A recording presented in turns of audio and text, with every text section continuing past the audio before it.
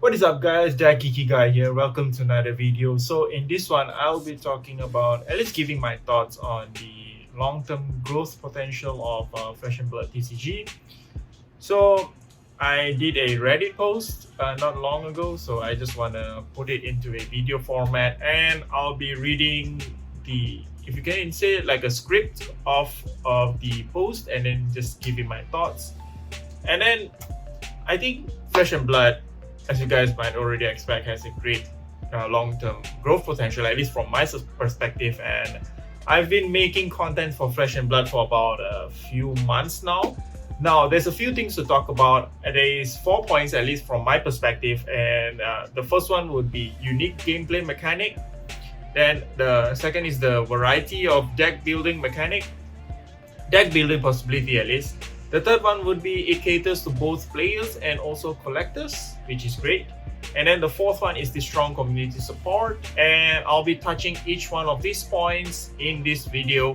And if you want to skip to each of those points, you can actually click in the I'll be putting down the timestamps below, so you can click on it and then go to each of those sections. Or if you want to watch the whole video, feel free to do so. You can start now. So the first one is the unique gameplay mechanic. So I played both Magic the Gathering and also Pokemon, as you can see in the contents of my video. But mostly I'm doing contents on Flesh and Blood now. So that's what I'm moving towards. Anyways, Flesh and Blood, out of these three TCGs at least that I played, I feel Flesh and Blood is the one that is most unique. Now, this could be attributed to a few things. That Magic and Pokemon is designed by WotC, so the gameplay mechanic is almost the same. You have multiple creatures on board, you attach energies, in the case of Pokemon, and then in Magic, of course, you tap and untap lands and then put in those resources, so you have these resources and then you build up your board and things like that. But Flesh and Blood is unique in this perspective, where you have only one hero that you have to focus on, and then you play different kind of spells and equipments and things like that to get it going. So it's really different from other TCGs, and if you guys play Flesh and Blood, you'll know what I mean. And the gameplay itself is addicting. So it's a hero-centric gameplay, and then we don't have much of those, I think, these days. I'm not sure about Digimon though. They do have tamers, something called tamers. I'm not sure if it's the same as heroes. Maybe you guys can enlighten me down in the comments below if I'm wrong about that.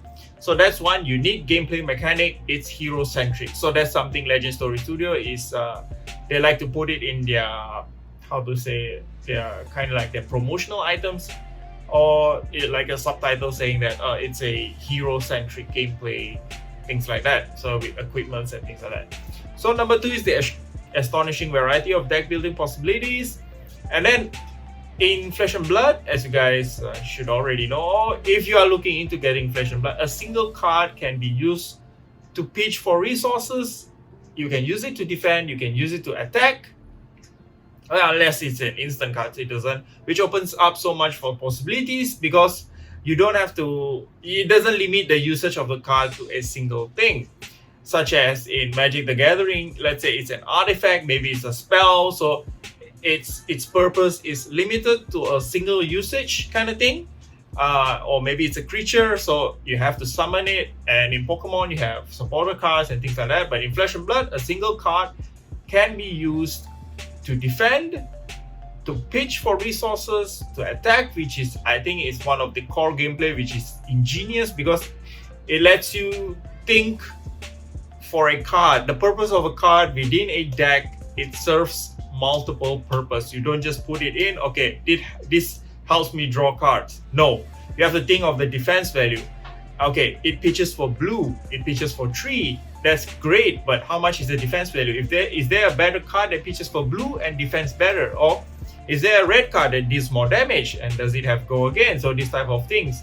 So this actually open up a variety of deck building possibilities. I'm not saying that Pokemon and Magic has less deck building possibilities, but the uniqueness of having a single card with multiple type of usages, that's something I think is really ingenious, actually. Great, it's a smart move, and it's a great design.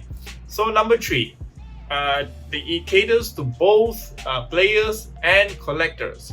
So this is something I think is awesome.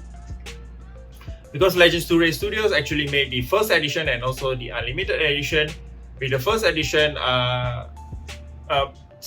foils are in cold foil, while the unlimited, at least for the equipment, and the unlimited edition would be the rainbow foil. So the cold foil is going to be the chase cards for the collectors, and the boxes itself without the unlimited edition stamp is also something the collectors are chasing for. Now, Pokemon do have first edition, but it is not something that is pushed upon. I mean, the audience doesn't really care about first edition unless it's from the WotC era, then they care about it. But in the modern Pokemon world, we don't really care about first edition or things like that. On the MTG side, what they did was making different type of booster packs, which I don't really like, because they are collector boosters, they are set boosters, and then draft boosters.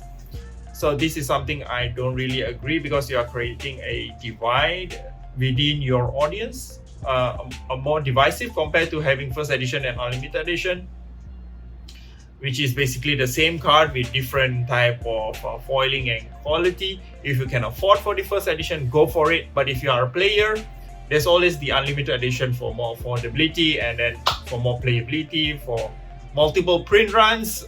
So that's something really great. And then number 4, strong community support. So this one, I think I start with the COVID-19 that we're having here, which basically killed off another TCG, which is called Argent Saga, I think. Argent Saga. So I think Flesh and Blood and that game came out at the same time, almost the same time, but Flesh and Blood stayed on. Argent Saga, on the other hand, unfortunately died out, and then the support of it is going to be up of March 31 this year, I think. Anyway, Flesh and Blood, the reason it held so long is because of the strong community support, that people love the game, love the gameplay. So they really wanted this game to do good. Outside of New Zealand, of course. New Zealand is doing great with the COVID-19, so they have no issue there. And then pandemic is going on. There are so many different mods for the tabletop simulator where you can play online, and then people are coming up with ways that you can connect your webcam and Discord to play online gameplay. And then even if you are at home, you can still play the game, so that's nice. And then even there is a website created by FABDB, so that's a website you can go deck building and brainstorming, so that's really nice. Unfortunately, Flesh and Blood is fortunate to have all this, but not every TCG has this kind of community support, so which results in the death of the previously mentioned Argent Saga and many other TCGs. And then with the increasing interest in the game, so we have many content creators which pops up, including me myself. Wanted to make content on this game, talk about how awesome the gameplay is and things like that, exploring the lore. Different type of channel explores different aspect of the game, and then so that's great. So the community itself is pushing the game forward, preventing it from dying. So that's the backbone of any TCG actually, but Flesh and Blood is fortunate to have a strong one. And I guess this is also in part of effort by the Legend Story Studios, which basically gives a lot of support to the community. You want marketing asset, you can get it from the website and things like that. Media assets for the content creator. I didn't reach out to them yet. I think I'm thinking of reaching out to them to get some of the assets to use in the videos. Going to do that soon.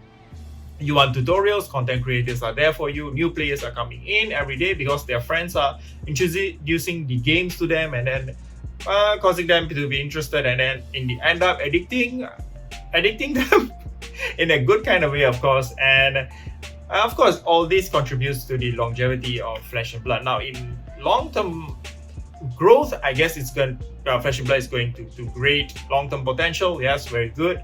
I think with all these 4 points here, which builds up to a positive view in the long-term potential, but who knows? Whatever can happen in the future. Even so, I think Flesh and Blood has survived one of the worst, I guess, with the pandemic, and everyone is forced to stay apart, but still the game did great.